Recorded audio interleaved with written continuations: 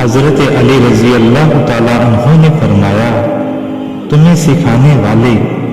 عالم کا یہ حق ہے کہ تم اس سے سوال زیادہ نہ کرو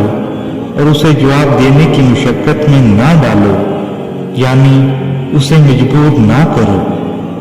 اور جب وہ تم سے منہ دوسری طرف پھیر لے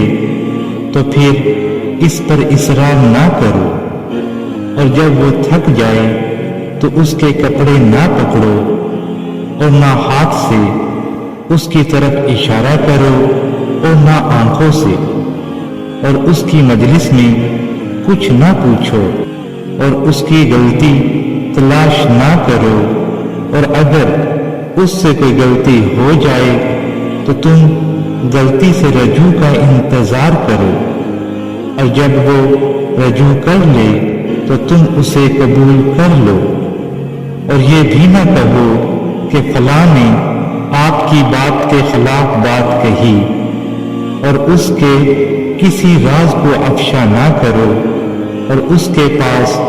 کسی کی غیبت نہ کرو، اور اس کے سامنے اور اس کی پیٹھ پیچھے دونوں حالتوں میں اس کے حق کا خیال رکھو، اور تمام لوگوں کو سلام کرو، لیکن اسے بھی خاص طور سے کرو، اور اس کے سامنے بیٹھو، اگر اسے کوئی ضرورت ہو تو دوسرے سے آگے بڑھ کر اس کی خدمت کرو،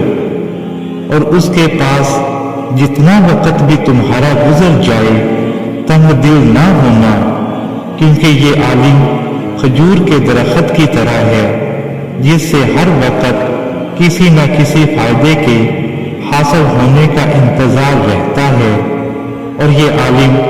اس روزہ دار کے درجے میں ہے جو اللہ کے راستے میں جہاد کر رہا ہو۔ جب ایسا عالم مر جاتا ہے تو اسلام میں ایسا شگاف پڑ جاتا ہے